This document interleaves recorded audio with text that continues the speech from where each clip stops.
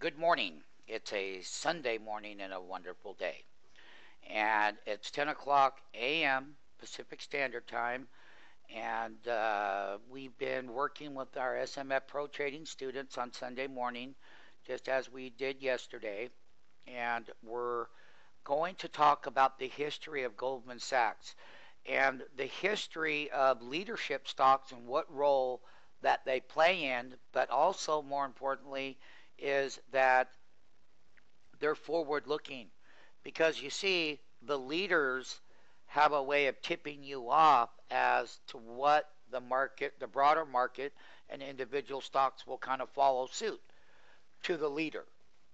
And Goldman Sachs was a leadership stock in the bear market cycle. And basically, what I'm going to do very quickly here is go through the history of the leader. And welcome to stockmarketfunding.com, by the way. Basically, we have what we call the SMF has a very strict way of calling bear and bull trends and leadership stocks and leadership trends. Those are certain publicly traded companies that outperform.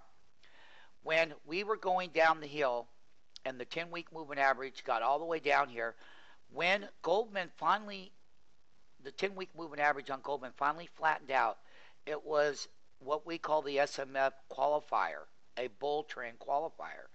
And it flattened out, never went down no more, and it closed 1, 2, 3. It had 4 weeks closing price off of that starting out 2009. It met the qualifier, but guess what happened? That was qualifier 1. And in bear and bull trends, you could have 1 or 2 qualifiers, and depending on what kind of bear market we were in at the time, sometimes you have to have a double qualifier. Well, guess what happened? When Goldman closed below here, that 10-week, it had to go right back into another 4-week qualifier. The thing about it that told us here, technically the SMF says we got to close 4 weeks back above it. But guess what did happen was that when that 10-week crossed over that 20-week and we separated, Goldman led the markets higher. And it was the first leader that led the broader market higher. And we knew it, and it was the best of the breed, and and history has a way of repeating itself here. So what I'm going to show you here is this. We got 1 week, 2 week, 3 week, 4 weeks back above it. But during that time, when we came up off of that big weekly move, the 10-week was rising. That's very bullish for a bull trend. And guess what else? The 20-week, which is even more significant than the 10-week, was also rising, which is a very bullish for a bull trend. A bull trend is a bull trend. Now, we had peaked, Goldman did, and it peaked before the rest of the market did. But what Goldman did was that back here in October, and we have these live trades that we did, when Goldman finally right here got 1 week, 2 weeks, 3 weeks, 4 weeks during this period of time, and the 10-week started to slant down, that was a bear trend qualifier, the very opposite qualifier of over here. Now, back when we were trading in that period of time, November and December as well, is that Goldman traded 1, 2, 3, 4, 5, 6 weeks below it. It came back up 2 weeks in a row, but as we moved into 2010, Goldman did not close above the 10-week moving average for 4 weeks here. And we were selling short in here because we did. And we have those live trades to prove to you exactly how we did it. If you'd like to go to Stock Market Funding and find them. Now, here's the deal. The 10-week was declining. But guess what we have here on Goldman now? We do not have a declining 10-week. And the MACD was overbought on a weekly chart. And we went straight down. We actually hit a short-term sell signal on a weekly, which is very significant. But since we've had that double week move, we've gotten this MACD, which is a weekly buy signal back above there. So basically, we would be looking at Goldman setting up another bull trend now that it's worked off its bear trend reversal. And we would be looking at a secondary bull trend of the long upward count of that bull trend and what that would consist of and how that could lead the markets higher going forward. Goldman would lead what we would call it had its bear reversal, as I pointed out on the tape, but guess what? The 10-week has flattened out. It's not going down. Goldman only has 1-2 weeks above it of the 10, but these weekly moving averages are very powerful. StockMarketFunding.com uses the weekly moving averages in a mathematical format to establish that trend that we're talking about. I'm not going to talk about that on that tape. What I am going to talk about is that Goldman has to close 4 weeks above here now. That was a weekly ascending base. The 40-week was rising along with the stock. That's bullish. The 10-week over here in its bear reversal that started way over here, and as we went through this cycle, is that the 10-week is now where it should be, right above that 160 handle.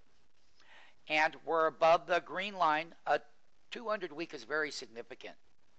But it's only 2 weeks. We had a 2-week here. What a fake out it was.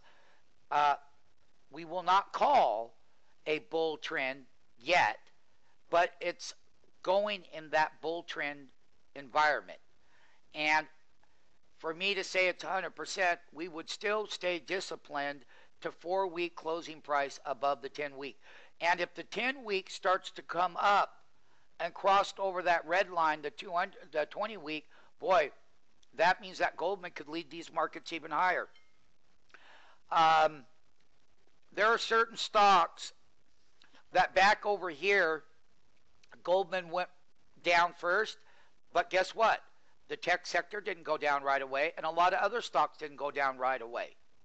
Goldman led the bear market move over here, but it wasn't until January and December, or the beginning of the new year in January, where the broader market caught up to Goldman's bear move. And the markets did, and the markets have jumped. And it's a very good way for you to understand one thing, that the bear trend is being broke, and this is the second week of the turning process of a new bull trend trying to get into play. And you got the weekly buy signal. Goldman got so overbought that it had to correct, but it also led the broader market down in January of 2010 and February. Another thing you want to know, when Goldman put in a bottom, the market put in a bottom, because it did. And the indexes 5 weeks ago put in a bottom in when Goldman did. Here's that week, right there. And we were buying 150 calls up and out of the money, and we own them for March. Big move. But when Goldman put in the bottom toward the end, this is that 131, and we went into February and February 5, the broader market and broader stocks follow Goldman. Just like Goldman led the bull market higher here, and it also led the correction. And we watch Goldman because of the power of the accuracy as a leadership. We're talking about leadership, people. So going forward, we're going to keep a very close eye. Does Goldman set up a secondary bull trend from its long-term bull trend, which would be a double right bull trend to the upside? But we have to have 4 weeks above that. The 20-week has to flatten out, just as the 10-week did. That's that red line. It's got to flatten out. Can't be pointing down. Whenever a major weekly moving average still has got a little bit of a descending process, it's got to flatten out, and it's trying. And the 10-week has right there, that blue line. It's flat at 160. So that's the history of how a leadership stock, bull versus bear trends, can lead the broader market.